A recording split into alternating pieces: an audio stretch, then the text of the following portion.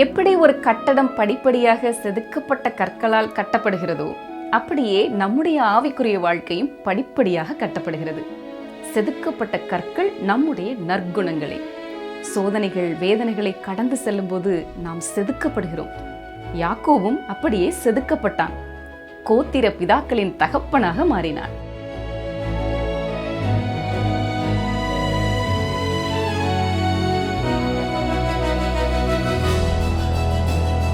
கர்த்தருடைய வசனத்திற்காக அவளோடு காத்திருந்து எங்களோடு இணைந்திருக்கும் உங்களை கர்த்தர் மென்மேலும் ஆசீர்வதிப்பாராக. இன்று நாம் ஆதியாகமம் 48ஆம் அதிகாரம் முதல் வசனம் முதல் 49ஆம் அதிகாரம் 7ஆம் வசனம் வரைக்கும் பார்க்க போகிறோம். யாக்கோபு அடைந்த ஆன்மீக வளர்ச்சியின் சான்றுகளை காண இந்த அதிகாரம் நமக்கு உதவி செய்கிறது. ஆன்மீக வாழ்க்கை என்பது ஏதோ ஒரு நொடியில் நடக்கும் பரபரப்பான அனுபவம் அல்ல. மாறாக இது ஆவியானவருக்குள் நடக்கும் ஒரு நடைபயணம் என்று வேதம் விவரிக்கிறது. யாக்கோபு வாலிபனாக இருந்த பொழுது அவரிடம் பழைய சுபாவம் அதிகமாக இருந்தது. அவர் முதிர்ந்த வயதை எட்டும் பொழுதுதான் அந்த புதிய சுபாவம் அவரிடம் தெளிவாக தெரிகிறது. பேதுரு தனது 2வது கடிதத்திலே 3ஆம் அதிகாரம் 18ஆம் வசனத்திலே சொல்லும் பொழுது, இயேசு கிறிஸ்துவின் கிருபையிலும் அவரை அறிகிற அறிவிலும் வளருங்கள் என்று கூறியிருக்கிறார். ஆவியின் கனிகள் உருவாவதற்கு நாம் பொறுமையுடன் காத்திருக்க வேண்டும் என்பதை யாக்கோபின் வாழ்க்கையின் மூலமாக நாம் படித்துக்கொள்ள வேண்டும். நம் வாழ்க்கையிலே வளர்ச்சி ஏற்படுவதற்கான வாய்ப்பை வழங்கியதற்கும் அதற்கு அனுமதிக்கும் தேவனுடைய நீடிய பொறுமைக்கும் நாம் அவருக்கு நன்றி சொல்லிக்கொண்டே இருக்க வேண்டும். மேலும் நாம் மற்றவர்களை கட்டாயப்படுத்துவது போல தேவன் நம்மிடத்தில் வந்து வளர்ச்சியை வலுக்கட்டாயமாக திணிப்பதில்லை. இதற்காகவும் நாம் அவருக்கு ஸ்தோத்திரம் செலுத்த வேண்டும். தேவன் யாக்கோபை மிகவும் பொறுமையுடன் நடத்தினார். அதே போல உங்களையும் என்னையும் அவர் மிகுந்த பொறுமையுடன் நடத்தி கொண்டிருக்கிறார். ஆதியாகமம் 48ஆம் அதிகாரம் முதல் 3 வசனங்களை பாருங்கள். அதற்கு பின்பு உம்முடைய தகப்பனாருக்கு வருத்தமாய் இருக்கிறது என்று யோசேப்புக்கு சொல்லப்பட்டது. அப்பொழுது அவன் தன் 2 குமாரராகிய மனாசேயையும் எப்ராஹீமையும் தன்னோடே கூட கொண்டு போனான். இதோ உம்முடைய குமாரனாகிய யோசேப்பு உம்மிடத்தில் வந்திருக்கிறார் என்று யாக்கோபுக்கு அறிவிக்கப்பட்டது. அப்பொழுது இஸ்ரவேல் தன்னை திடப்படுத்தி கொண்டு கட்டிலின் மேல் உட்கார்ந்தான். யாக்கோபு யோசேப்பை நோக்கி, சர்வ வல்லமையுள்ள தேவன் கானான் தேசத்தில் உள்ள லூஸ் என்னும் இடத்தில் எனக்கு தரிசனமாகி என்னை ஆசீர்வதித்து. இந்த வயதான யாக்கோபின் இதயம் எவ்வளவு சந்தோஷப்பட்டு இருக்கும் என்று உங்களால் கற்பனை செய்ய முடிகிறதா? இதோ அவருக்கு மிகவும் பிடித்த மகனான யோசேப்பு தனது 2 சிறுவர்களுடன் வருகிறார். யோசேப்பு இறந்து விட்டதாக நினைத்ததால் அவரை மீண்டும் பார்ப்போம் என்று யாக்கோபு கனவிலும் நினைக்கவில்லை. ஆனால் இப்பொழுது யோசேப்பு எகிப்தில் இவ்வளவு உயர்ந்த பதவியில் இருப்பதை பார்க்கிறார். தன் வாழ்க்கையின் ஒவ்வொரு கட்டத்திலும் தேவன் எப்படியெல்லாம் தன்னை வழிநடத்தினார் என்பதை இப்பொழுது அவரால் உணர முடிகிறது. யாக்கோபு எகிப்திற்கு வந்து 17 வருடங்கள் ஆகிவிட்டன. அவர் மிகவும் முதிர்ந்தவராக மரணப்படுக்கையிலே இருக்கிறார். இருந்தாலும் தன் முழு பலத்தையும் திரட்டி படுக்கையின் ஓரத்திலே எழுந்து உட்காருகிறார். அவர் யோசேப்பிடம், சர்வ வல்லமையுள்ள தேவன் கானான் தேசத்தில் உள்ள லூசிலே எனக்கு தரிசனமாகி என்னை ஆசீர்வதித்தார் என்று கூறுகிறார். யாக்கோபு இப்பொழுது வெகு தூரம் முன்னேறி வந்து விட்டார். அவருடைய விசுவாசத்தை நாம் இப்பொழுது பார்க்கிறோம். அவர் இப்பொழுது தேவனை முழுமையாக நம்புகிறார். தேவன் அங்கே எனக்கு காட்சி அளித்தார், தேவன் என்னை ஆசீர்வதித்தார் என்று அவர் கூறுகிறார். இப்பொழுது யாக்கோபின் விசுவாசத்தை உங்களால் பார்க்க முடிகிறதா? கவனிங்கள். ஆதியாகமம் 48ஆம் அதிகாரம் 4ஆம் வசனம் வாசிக்கிறேன். நான் உன்னை பலுகவும் பெருகவும் பண்ணி உன்னை பல ஜன கூட்டமாக்கி உனக்கு பின்வரும் உன் சந்ததிக்கு இந்த தேசத்தை நித்திய சுதந்திரமாக கொடுப்பேன் என்று என்னோடே சொன்னார். யாக்கோபு குறிப்பிடும் தேவனுடைய வாக்குறுதியை நாம் கூர்ந்து கவனிக்க வேண்டும். இது பழைய ஏற்பாடு முதல் புதிய ஏற்பாடு வரை தொடர்ந்து வருகிறது. இந்த வாக்குறுதியை விசுவாசத்தின் தந்தைகளான ஆபிரகாம், ஈசாக்கு மற்றும் யாக்கோபு இவர்களின் வம்சாவளிக்கு தேவன் கொடுத்தார். இந்த உடன்படிக்கையிலே 3 முக்கிய அம்சங்கள் இருக்கின்றன. முதலாவது ஒரு தேசம், 2வது ஒரு நிலம், 3வது ஒரு ஆசீர்வாதம். ஆனால் இந்த இடத்திலே யாக்கோபுக்கு மிக முக்கியமான 2 விஷயங்கள் இவைதான். நான் உன்னை பலுகவும் பெருகவும் பண்ணி உன்னை அநேக ஜனக்கூட்டமாக்குவேன் என்பதும், உனக்கு பின்வரும் உன் சந்ததிக்கு இந்த தேசத்தை, அதாவது கானான் தேசத்தை நித்திய சுதந்திரமாக கொடுப்பேன் என்பதும் தான். இந்த உடன்படிக்கையின் 3வது பகுதி நமக்கு மிக முக்கியமானது. உனக்குள் பூமியின் வம்சங்கள் எல்லாம் ஆசீர்வதிக்கப்படும். ஆயிரக்கணக்கான ஆண்டுகளுக்கு முன்பு தேவன் செய்த இந்த உடன்படிக்கையில் 2/3 வாக்குறுதிகள் நிறைவேறிப்பதால் தான் நீங்களும் நானும் இப்பொழுது பரிசுத்த வேதத்தை கையில் ஏந்தி இருக்கிறோம். ஆனால் இன்னும் ஒரு பங்கு நிறைவேறாமல் இருக்கிறது.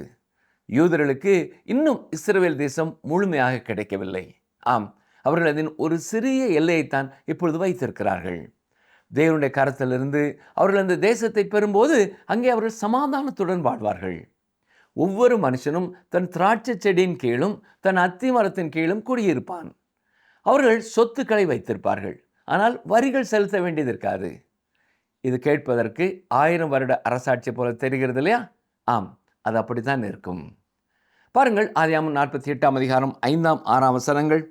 நான் உன்னிடத்தில் எகிப்துக்கு வரும் முன்னே உனக்கு எகிப்து தேசத்தில் பிறந்த உன் 2 குமாரரும் என்னுடைய குமாரர். ரூபன் சிமியோன் என்பவர்களைப் போல எப்ராயீமும் மனாசேயும் என்னுடையவர்கள். இவர்களுக்கு பின் நீ பெரும் பிள்ளைகள் உன்னுடையவர்கள். அவர்கள் தங்கள் தங்கள் சகோதரருடைய பெயரால் அழைக்கப்பட்டு அவர்களுக்குரிய சுதந்திரத்தில் பங்கு பெறுவார்கள். யாக்கோபின் பேரப்பிள்ளைகளான யோசேப்பின் இந்த 2 மகன்கள் ஒவ்வொருவரும் ஒரு கோத்திரமாக மாறுவார்கள். யாக்கோபுக்கு 12 மகன்கள் இருக்க இப்பொழுது யோசேப்பின் 2 மகன்களும் தனித்தனி கோத்திரங்களாக மாறினால் இஸ்ரவேலில் மொத்தம் 13 கோத்திரங்கள் இருப்பதாக ஒருவர் முடிவுக்கு வரலாம். யோசேப்பு என்ற பெயரில் தனியாக ஒரு கோத்திரம் இருக்கவில்லை. ஆனால் எப்ராயிம் மற்றும் மனாசே என்ற பெயர்களிலே 2 கோத்திரங்கள் இருந்தன. யாருடைய கணக்கின்படியையும் இது 13 என்றுதான் வரும். இருந்த போதிலும் வேதாமம் 12 கோத்திரங்கள் என்றுதான் சொல்லுகிறது. ஏனென்றால் லேவி கோத்திரம் நிலப்பகிர்வில் ஒரு தனி கோத்திரமாக எண்ணப்படவில்லை. அவர்கள் ஆசாரிய கோத்திரமாக மாறினார்கள். அவர்கள் மற்ற கோத்திரங்களுக்கு இடையே ஆசாரியர்களாக சிதறி வாழ்ந்தார்கள். இது ஒரு விசித்திரமான கணக்கீட்டு முறையாக தோன்றலாம். ஆனால் தேவனுடைய வார்த்தை இவ்வாறு தான் கணக்கெடுக்கிறது. தேவன் இதை அப்படி விரும்பினார், அப்படியே செய்தார். இப்பொழுது கவனியுங்கள், யாக்கோபின் எண்ணம் அவருக்கு மிகவும் பிரியமானவளும் யோசேப்பின் தாயுமான ராகேலை நோக்கி திரும்புகிறது. ஆதியாகமம் 48:7 பாருங்கள். நான் பதானை விட்டு வருகையில் கானான் தேசத்தில் எப்ராத்தாவுக்கு கொஞ்சம் தூரம் இருக்கும்போது வழியிலே ராகேல் என் அண்டையில் மரணம் அடைந்தாள். அவளை அங்கே பெத்லேம் என்னும் எப்ராத்தா ஊருக்கு போகிற வழியிலே அடக்கம் பண்ணினேன் என்றான். யாக்கோபு பெத்லேமை நினைக்கும் போது தனது அன்பிற்கும் அழகிற்கும் உரிய ராகேலின் மரணத்தை பற்றி தான் நினைக்கிறார். இதோ அவர் தனது மரண படுக்கையிலே இருக்கிறார். அவர் ராகேலை அடக்கம் செய்த அந்த இடத்திற்கு அவருடைய எண்ணங்கள் பின்னோக்கி செல்கின்றன. அதுதான் அவருடைய வாழ்க்கையின் மிகப்பெரிய இருதயத்தின் வேதனையாக இருந்தது. தொடர்ந்து பாருங்கள், ஆதியாகமம் 48ஆம் அதிகாரம் 8, 9 வசனங்கள். இஸ்ரவேல் யோசேப்பின் குமாரரை பார்த்து இவர்கள் யார் என்று கேட்டான். யோசேப்பு தன் தகப்பனை நோக்கி இவர்கள் இவ்விடத்தில் தேவன் எனக்கு அருளின குமாரர் என்றான். அப்பொழுது அவன், நான் அவர்களை ஆசீர்வதிக்கும்படி அவர்களை என் கிட்ட கொண்டு வா என்றான். ஈசாக்கு மற்றும் யாக்கோபு ஆகிய இருவருக்குமே வயது முதிர்ந்த காலத்திலே கண் பார்வை மங்கியதை கவனித்தீர்களா? அந்த பகுதியிலே அடிக்கும் கடும் வெயில் கூட இதற்கு ஒரு காரணமாக இருக்கலாம். இன்னும் கூட மத்திய கிழக்கு நாடுகளிலே கண் நோய்கள் அதிகமாகவே காணப்படுகின்றனவாம். அவர்கள் முற்றிலும் பார்வையற்றவர்கள் என்று சொல்ல முடியாது, ஆனால் அவர்களால் எதையும் தெளிவாக பார்க்க முடியாத ஒரு நிலை. அதே போலத்தான் இங்கும் யாக்கோபு யோசேப்பின் பிள்ளைகளை அடையாளம் கண்டுபிடிக்க முடியவில்லை. பாருங்கள், ஆதியாகமம் 48ஆம் அதிகாரம் 10 வசனம். முதிர் வயதினால் இஸ்ரவேலின் கண்கள் மங்கலாயிருந்தபடியால் அவன் நன்றாய் பார்க்கக்கூடாது இருந்தது. அவர்களை அவன் அண்டையிலே சேர பண்ணினான். அப்பொழுது அவன் அவர்களை முத்தம் செய்து அணைத்து கொண்டான். ஒருவேளை அந்த வாலிபர்கள் தங்கள் தாத்தா காட்டிய அந்த அதிகமான பாசத்தை கண்டு சற்று வெட்கப்பட்டிருக்கலாம். 11, 12 வசனங்களையும் பாருங்கள். இஸ்ரவேல் யோசேப்பை நோக்கி, உன் முகத்தை காண்பேன் என்று நான் நினைக்கவில்லை. ஆனாலும் இதோ உன் சந்ததியையும் காணும்படி தேவன் எனக்கு அருள் செய்தார் என்றான். அப்பொழுது அவனுடைய முழங்கால்கள் நடுவே இருந்த பிள்ளைகளை யோசேப்பு பின்னிட பண்ணி அவனுடைய முகத்துக்கு முன்பாக தரை மட்டும் குனிந்து வணங்கினான். தாத்தா தன் பாசத்தை அவர்கள் மேல் பொழிந்தபோது அந்த 2 வாலிபர்களும் அவரிடத்திலிருந்து சற்று விலகிச் செல்ல முயன்றதாக தெரிகிறது. ஆதியாகமம் 48:13 பாருங்கள். பின்பு யோசேப்பு அவ்விருவரையும் கொண்டு வந்து எப்ராயிமை தன் வலது கையினாலே இஸ்ரவேலின் இடது கைக்கு நேராகவும் மனாசேயை தன் இடது கையினாலே இஸ்ரவேலின் வலது கைக்கு நேராகவும் விட்டான். அந்த கால வழக்கப்படி ஒரு தந்தை ஆசீர்வதிக்கும் பொழுது தனது வலது கையை யாருடைய தலைமையில் வைக்கிறாரோ அவரே அந்த வம்சத்தின் தலைமைத்துவத்தையும் அதிகப்படியான ஆசீர்வாதத்தையும் பெறுவார். யோசேப்பு இதை கருத்திலே கொண்டுதான் தனது மூத்த மகனாகிய மனாசேயை யாக்கோபின் வலது கைக்கு நேராகவும் இளைய மகனாகிய எப்ராஹிமை இடது கைக்கு நேராகவும் நிறுத்துகிறார். ஆனால் இங்கேதான் ஒரு சுவாரஸ்யமான திருப்பம் நடக்கிறது. கவனிங்கள், வாசிக்கிறேன். ஆதியாகமம் 48:14. அப்பொழுது இஸ்ரவேல் மனமறிய தன் வலது கையை நீட்டி இளையவனாகிய எப்ராஹிமினுடைய தலையின் மேலும் மனாசே மூத்தவனாயிருந்தும் தன் இடது கையை மனாசேயினுடைய தலையின் மேலும் வைத்தான். மனாசேயை விட எப்ராஹிமே தலைவனாக போகிறார். பின்னாட்களிலே வனாந்தர பயணத்தின் பொழுது எண்ணாம புத்தகத்திலே விவரிக்கப்பட்டிருக்கிறபடி மனாசே கோத்திரத்தினர் இப்ராஹிம் கோத்திரத்தின் கொடியின் கீழேயே அணிவகுத்து சென்றதை பார்ப்போம். சொல்லப்போனால் புகழ்பெற்ற யோசுவா இப்ராஹிம் கோத்திரத்திலிருந்து தான் வந்தார். இன்னும் பல சிறந்த மனிதர்கள் இந்த கோத்திரத்திலே தோன்றியிருக்கிறார்கள். சரி, இங்கே என்ன நடந்தது கவனித்தீர்களா? யாக்கோபுக்கு கண் பார்வை சரியாக தெரியவில்லை. என்றாலும் யோசேப்பு என்ன செய்கிறார் என்பதை அவரால் உணர முடிந்தது. மூத்த மகனான மனாசேயை யாக்கோபின் வலதுகைக்கும் இளைய மகனை இடதுகைக்கும் நேராக யோசேப்பு நகர்த்தி கொண்டிருந்தார். அப்பொழுது முதியவரான யாக்கோபு என்ன செய்தார் தெரியுமா? அவர் அப்படியே தன் கைகளை மாற்றி கொண்டார். அவர் தனது கைகளை குறுக்காக வைத்து தனது வலது கையை இளைய மகனின் தலையின் மேல் வைத்தார். அவர்கள் அவருக்கு மிகவும் பிடித்த மகனான யோசேப்பின் பிள்ளைகள். அவர் தெரிந்தே இளையவனுக்கு அந்த முதன்மை ஆசீர்வாதத்தை கொடுக்கிறார். இதற்கு ஒரு காரணம், ஒருவேளை யாக்கோபும் ஒரு இளைய மகனாக இருந்து ஆசீர்வாதத்தை பெற்றதினாலே இருக்கலாம். இது வேதாகமம் முழுவதும் காணப்படும் ஒரு சுவாரஸ்யமான கொள்கையாகும். உதாரணமாக தாவீதை தெரிந்து கொண்ட பொழுது அவர் ஈசாயின் மகன்களிலேயே மிக இளையவர். தேவன் ஏன் அவரை தெரிந்தெடுத்தார்? தேவன் நமக்காக ஒரு பெரிய ஆன்மீக உண்மையை இங்கே விளக்குகிறார். தேவன் தலைச்சன் உரிமை என்ற இயற்கை பிறப்புரிமையை அங்கீகரிப்பதில்லை. அங்கே ஒரு மறுபிறப்பு இருக்க வேண்டும். தேவன் ஒரு மனிதனை அவனது இயல்பான திறமையின் அடிப்படையில் தெரிந்தெடுப்பதில்லை. என்னை தவறாக புரிந்து கொள்ள வேண்டாம். தேவனால் ஒருவருடைய திறமையை பயன்படுத்த முடியும், ஆனால் அது அவருக்கு அர்ப்பணிக்கப்பட வேண்டும். ஒரு எழுப்புதலை கொண்டு வருவதற்கு திறமை மட்டுமே போதுமானதாக இருந்தால் பல ஆண்டுகளுக்கு முன்பே நாம் இருக்கும் தேசத்திலே எழுப்புதல் வந்திருக்கும். தேவன் ஒருவரை பயன்படுத்த வேண்டுமென்றால் அவரிடம் முழுமையாக சரணடைய வேண்டும். முதியவரான யாக்கோபு தனது பேரப்பிள்ளைகளின் தலைகள் மேலே கைகளை வைக்கும்போது இளையவனுக்கு முன்னுரிமை கிடைக்கும்படி தனது கைகளை குறுக்காக வைத்தார். தொடர்ந்து பாருங்கள். ஆதியாகமம் 48:15. அவன் யோசேப்பை ஆசீர்வதித்து, என் பிதாக்களாகிய ஆபிரகாமும் ஈசாக்கும் வழிபட்டு வணங்கிய தேவனும் நான் பிறந்த நாள் முதல் இந்நாள் வரைக்கும் என்னை ஆதரித்து வந்த தேவனும். கவனிங்கள், நான் பிறந்த நாள் முதல் இந்நாள் வரைக்கும் என்னை ஆதரித்து வந்த தேவன் என்று சொல்லும் பொழுது யாக்கோபு தனது ஆன்மீக வாழ்க்கையின் உன்னத சிகரத்தை எட்டுகிறார் என்று சொல்லலாம். ஆதியாகமம் 48:16 பாருங்கள். எல்லா தீமைக்கும் நீங்களாக்கி என்னை மீட்ட தூதனுமானவர் இந்த பிள்ளைகளை ஆசீர்வதிப்பாராக. என் பேரும் என் பிதாக்களாகிய ஆபிரகாம் ஈசாக்கு என்பவர்களின் பேரும் இவர்களுக்கு இடப்பட கடவது. பூமியில் இவர்கள் மிகுதியாய் பெருக கடவர்கள் என்றான். ஆம், ஒரு அற்புதமான மீட்பரை தவிர தற்பெருமை பேச அவரிடம் வேறொன்றும் இல்லை. அவர் சொன்னபடியே அவர்கள் பூமியின் நடுவில் ஒரு பெருங்கூட்டமாக பெறுகிறார்கள். தொடர்ந்து பாருங்கள், வசனங்கள் 17-18 வாசிக்கிறேன். தகப்பன் தன் வலது கையை இப்ராஹிமுடைய தலையின் மேல் வைத்ததை யோசேப்பு கண்டு, அது தனக்கு பிரியமில்லாதபடியால் இப்ராஹிமுடைய தலையின் மேல் இருந்த தன் தகப்பனுடைய கையை மனாசேயினுடைய தலையின் மேல் வைக்கும்படிக்கு எடுத்து, என் தகப்பனே, அப்படி அல்ல, இவன் மூத்தவன், இவனுடைய தலையின் மேல் உம்முடைய வலது கையை வைக்க வேண்டும் என்றான். ஆனால் யாக்கோபின் எதிர்வினையை இப்பொழுது கவனியுங்கள். வசனம் 19 பாருங்கள். அவன் தகப்பனோ தடுத்து, அது எனக்கு தெரியும், என் மகனே, எனக்கு தெரியும், இவனும் ஒரு ஜனக்கூட்டமாவான், இவனும் பெருகுவான், இவனுடைய தம்பியோ இவனிலும் அதிகமாய் பெருகுவான், அவனுடைய சந்ததியார் திரளான ஜனங்கள் ஆவார்கள் என்றான். யோசேப்பு இதை ஏற்றுக்கொள்வதே நல்லது. ஏனென்றால் அவரும் கூட மூத்தவர் கிடையாது. அவர் இளையவர்களிலே ஒருவராக இருந்த போதிலும் அவருடைய மகன்களுக்கே இந்த ஆசீர்வாதம் வழங்கப்படுகிறது. பாருங்கள், தொடர்ந்து 20-21 இவ்விதமாக அவன் அன்றைய தினம் அவர்களை ஆசீர்வதித்து, தேவன் உன்னை எப்ராஹிமை போலவும் மனாசேயைப் போலவும் ஆக்குவாராக என்று இஸ்ரவேலர் உன்னை முன்னிட்டு வாழ்த்துவார்கள் என்று சொல்லி எப்பிராயீமை மனாசேக்கு முன்னே வைத்தான். பின்பு இஸ்ரவேல் யோசேப்பை நோக்கி, இதோ நான் மரணமடைய போகிறேன், தேவன் உங்களோடே இருப்பார், அவர் உங்கள் பிதாக்களின் தேசத்துக்கு உங்களை திரும்பவும் போக பண்ணுவார் என்றும். இப்பொழுது யாக்கோபின் விசுவாசத்தை கவனித்தீர்களா?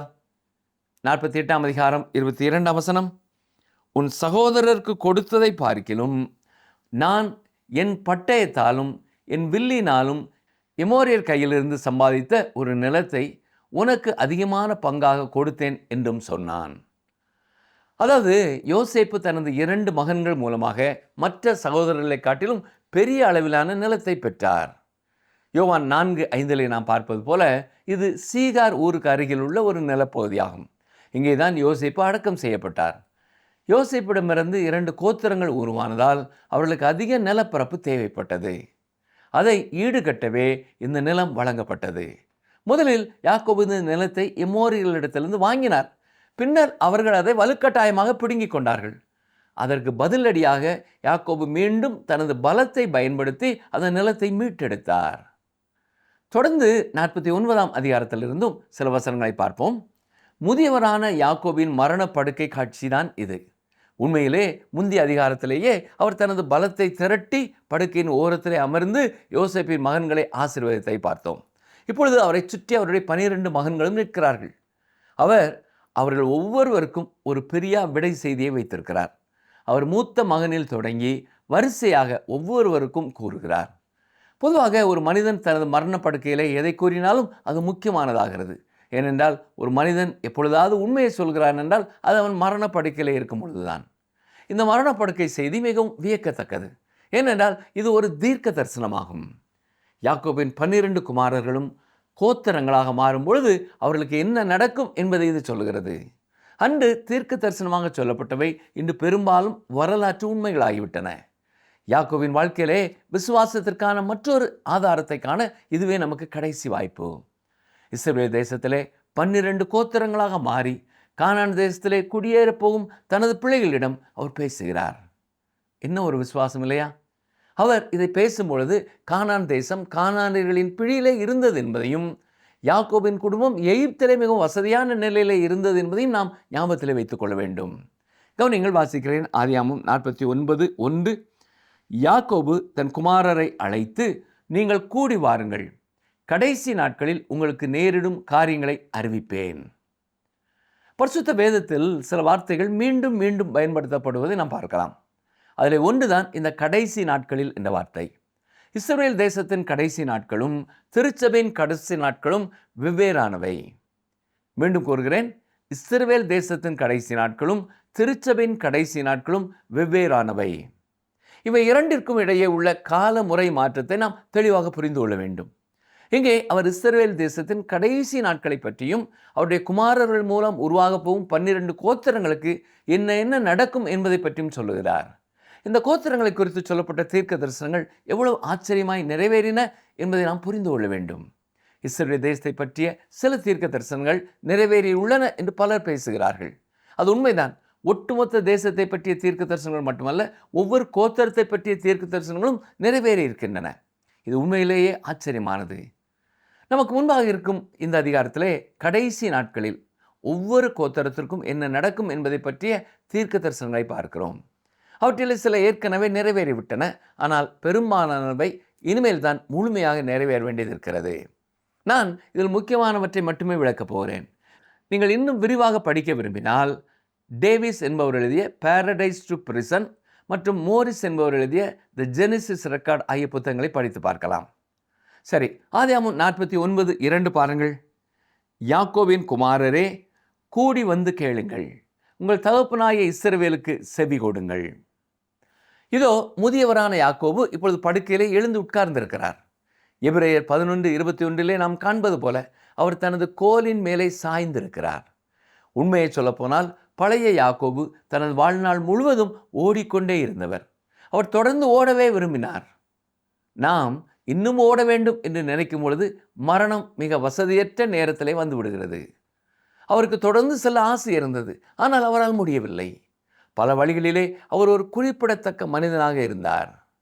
பாருங்கள், ஆதியாகமம் 49 3 4 வசனங்கள். ரூபனே, நீ என் சேஷ்ட புத்திரன், நீ என் சத்துவமும் என் முதற் பலனுமானவன், நீ மேன்மையில் பிரதானமும் வல்லமையில் விசேஷமும் ஆனவன்.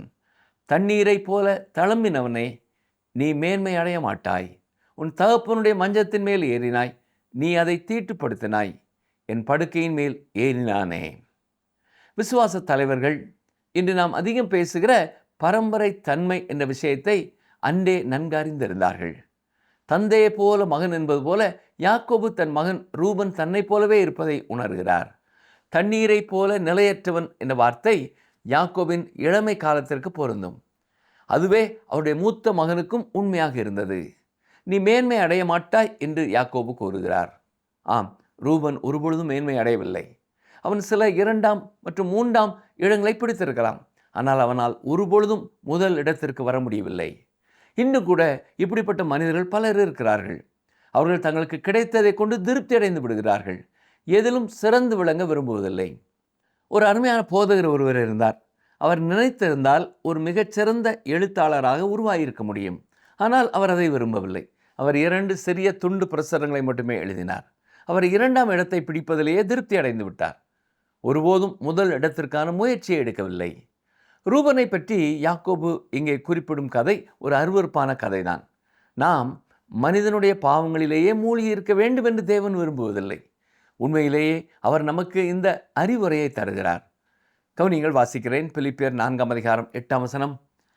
கடைசியாக சகோதரரே, உண்மை உள்ளவைகள் எவைகளோ, ஒழுக்கம் உள்ளவைகள் எவைகளோ, நீதி உள்ளவைகள் எவைகளோ, கற்புள்ளவைகள் எவைகளோ, அன்புள்ளவைகள் எவைகளோ, நற்கீர்த்தி உள்ளவைகள் எவைகளோ, புண்ணியம் எதுவோ, புகழ் எதுவோ, அவைகளையே சிந்தித்து கொண்டிருங்கள். இருந்தாலும் மனித இனத்தை பற்றிய ஒரு துல்லியமான சித்திரத்தை நமக்கு காட்டுவதற்காகவே தேவன் மனிதர்களின் பாவங்களையும் பதிவு செய்திருக்கிறார். அடுத்த 2 பிள்ளைகளும் ஒன்றாக சேர்ந்து வகைப்படுத்தப்படுகிறார்கள். அவர்கள் லேயாளின் மகன்கள், அதாவது ஒரு தாய் வயிற்று பிறந்த குழந்தைகள். ஆதியாகமம் 49:5 பாருங்கள். சிமியோனும் லேவியும் ஏக சகோதரர், அவர்களுடைய பட்டயங்கள் கொடுமையின் கருவிகள். சீகேம் ஊரில் உள்ள சாலேமுக்கு அவர்கள் சென்று அந்த ஊரில் இருந்த அனைவரையும் கொண்டு குவித்தார்கள். இது உங்களுக்கு நினைவில் இருக்கலாம். ஒருவன் செய்த குற்றத்திற்காக, அதாவது தங்கள் சகோதரியை ஒருவன் சீரழித்ததற்காக அந்த முழு ஊரையை அவர்கள் பழி வாங்கினார்கள். நிச்சயமாக அவர்கள் அப்படி செய்திருக்கக்கூடாது. இதைத்தான் யாக்கோபு இப்பொழுது அவர்களுக்கு நினைப்பூட்டுகிறார். பாருங்கள், ஆதியாகமம் 49 6-7 வசனங்கள். என் ஆத்துமாவே, அவர்களுடைய இரகசிய ஆலோசனைக்கு உட்படாதே. என் மேன்மையே, அவர்கள் கூட்டத்தில் நீ சேராதே. அவர்கள் தங்கள் கோபத்தினாலே ஒரு புருஷனை கொன்று தங்கள் அகங்காரத்தினாலே அரண்களை நிர்மூலமாக்கினார்களே. உக்கிரமான அவர்கள் கோபமும் கொடுமையான அவர்கள் மூர்க்கமும் சபிக்கப்பட கடவுது. யாக்கோபிலே அவர்களை பிரியவும் இஸ்ரவேலிலே அவர்களை சிதறவும் பண்ணுவேன். லேவியின் வாழ்க்கையில் தேவனுடைய அற்புதமான கிருபையின் வெளிப்பாட்டை நாம் பார்க்கிறோம். அவர்கள் இஸ்ரவேல் எங்கும் சிதறடிக்கப்பட்டார்கள் என்பது உண்மைதான். ஆனால் அவர்கள் ஆசாரிய கோத்திரமாக மாற்றப்பட்டபடியினால்தான் அப்படி நடந்தது. லேவி போன்ற ஒரு கொடூரமான மனிதனை தெரிந்தெடுத்து அவனை ஆசாரிய கோத்திரத்தின் தலைவனாக மாற்றியது தேவனுடைய கிருபைதான். இன்றும் விசுவாசிகள் அனைவரும் ஆசாரியர்களாயிருக்கிறார்கள். அவர்களுக்குள் திருந்தின குடிகாரர்கள், திருந்தின விபசாரிகள், திருந்தின கொலைகாரர்கள் என பலர் இருக்கிறார்கள். அவர்கள் எப்படி தேவனுடைய ராஜ்யத்திலே ஆசாரியர்களானார்கள்?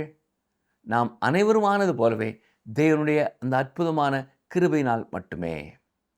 1 பேதுரு 1 18-19 வசனங்களை பாருங்கள். உங்கள் முன்னோர்களால் பாரம்பரியமாய் நீங்கள் அனுசரித்து வந்த வீணான நடத்தையை நின்று அழிவுள்ள வஸ்துக்களாகிய வெள்ளியினாலும் பொன்னினாலும் மீட்கப்படாமல் குற்றமில்லாத மாசற்ற ஆட்டுக்குட்டியாகிய கிறிஸ்துவின் விலையேற பெற்ற இரத்தத்தினாலே மீட்கப்பட்டீர்கள் என்று அறிந்திருக்கிறீர்களே. தொடர்ந்து 1 பேதுரு 2:5 அவர் என்ன சொல்கிறார்? ஜீவனுள்ள கற்களைப் போல ஆவிக்கேற்ற மாளிகையாகவும் இயேசு கிறிஸ்து மூலமாய் தேவனுக்கு பிரியமான ஆவிக்கேற்ற பலிகளை செலுத்தும்படிக்கு பரிசுத்த ஆசாரிய கூட்டமாகவும் கட்டப்பட்டு வருகிறீர்கள். அவர் யாரை பற்றி பேசிக் கொண்டிருக்கிறார்? கிறிஸ்துவின் விலையேறப்பெற்ற இரத்தத்தால் மீட்கப்பட்டவர்களை பற்றி தான் பேசுகிறார். இன்றைய விசுவாசிகளை பற்றி தான் அவர் பேசுகிறார். இந்த அருமையான வேத பாடத்தின் முடிவிலே யாக்கோபின் வாழ்க்கை நமக்கு உணர்த்தும் மிக முக்கியமான ஆன்மீக உண்மைகளை ஞாபகப்படுத்துகிறேன். கவனியுங்கள். முதலாவதாக, ஆன்மீக முதிர்ச்சி என்பது ஒரு நடைபயணம். யாக்கோபு தனது வாலிப காலத்திலே தந்திரசாலியாகவும் எதையும் தன் சுய பலத்தால் அடைய நினைக்கிறவராயும் இருந்தார். ஆனால் அவரது முதிர்ந்த வயதிலே அவர் தேவனை முழுமையாக சார்ந்திருக்கும் ஒரு விசுவாச வீரராக மாறினார்.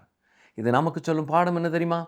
ரட்சிப்பு என்பது ஒரு நொடியிலே நிகழ்ந்தாலும் ஆன்மீக வளர்ச்சி என்பது வாழ்நாள் முழுவதும் தொடரும் ஒரு பயணம். நம்மிடமுள்ள பழைய சுபாவங்கள் மறைந்து கிறிஸ்துவின் புதிய சுபாவம் வளர வளர நாம் தேவனுக்கு காத்திருக்க வேண்டும். கிருபை நம் கடந்த காலத்தை மாற்றுகிறது என்று இரண்டாவது சொல்லலாம். லேவி கோத்திரத்தை சபிக்கப்பட்ட நிலையிலே இருந்து மாற்றி அவர்களை தனது ஆசாரிய கோத்திரமாக தேவன் உயர்த்தினார். இது தேவனுடைய அளவற்ற கிருபையைத்தான் காட்டுகிறது. நம்முடைய கடந்த காலம் எவ்வளவு மோசமானதாக இருந்தாலும் இயேசு கிறிஸ்துவின் இரத்தம் நம்மை மீட்டு நம்மை தேவனுக்கு முன்பாக பரிசுத்த ஆசாரியர்களாக நிறுத்துகிறது. மூன்றாவதாக, தேவனுடைய தெரிந்து கொள்ளுதல். தேவன் மனிதருடைய தகுதி, பிறப்புரிமை அல்லது உலக பிரகாரமான திறமைகளை பார்த்து ஆசீர்வதிக்கிறதில்லை. அவர் இருதயத்தை தான் பார்க்கிறார். நம்மிடத்திலே எவ்வளவு திறமை இருந்தாலும் அது தேவனிடத்திலே முழுமையாக சரணடையும் பொழுதுதான் அது ஆசீர்வாதமாக மாற முடியும். நான்காவதாக, வாக்குறுதிகளிலே உண்மை உள்ள தேவன் ஆபிரகாமுக்கு செய்த உடன்படிக்கையை யாக்கோபின் காலத்திலே அவர் நினைவு கூர்ந்தார். இன்றும் அந்த வாக்குறுதிகள் நிறைவேறி வருகின்றன. யாக்கோபு தனது கோலின் முனையிலே சாய்ந்து கொண்டு தேவனை தொழுது கொண்டே தனது பயணத்தை நிறைவு செய்தார்.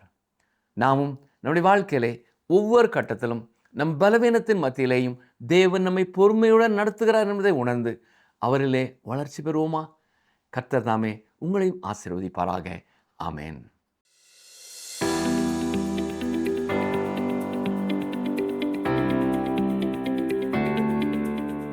பேதுரு தனது இரண்டாவது கடிதத்தில் எதில் வளர வேண்டும் என்று கூறுகிறார்? பேதுரு தனது இரண்டாவது கடிதத்தில் எதில் வளர வேண்டும் என்று கூறுகிறார்? ஆப்ஷன் ஏ, இயேசு கிறிஸ்துவின் அன்பில். ஆப்ஷன் பி, இயேசு கிறிஸ்துவின் கிருபையிலும் அவரை அறிகிற அறிவிலும். ஆப்ஷன் சி, இயேசு கிறிஸ்துவின் தயவில்.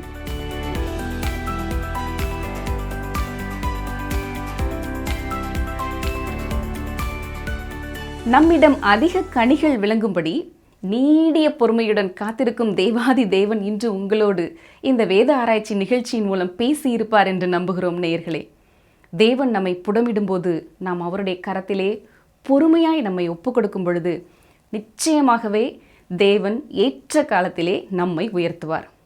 இன்றைய யாக்கோபின் வாழ்க்கை அதைத்தான் நமக்கு காண்பித்தது.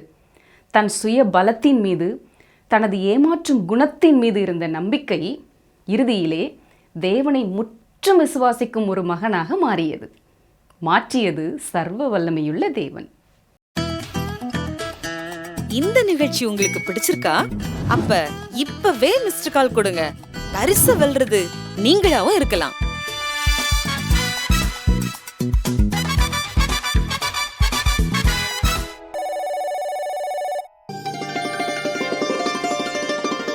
உன் இருதயம் அதிசயப்பட்டு பூரிக்கும். ஏசாயா 60:5.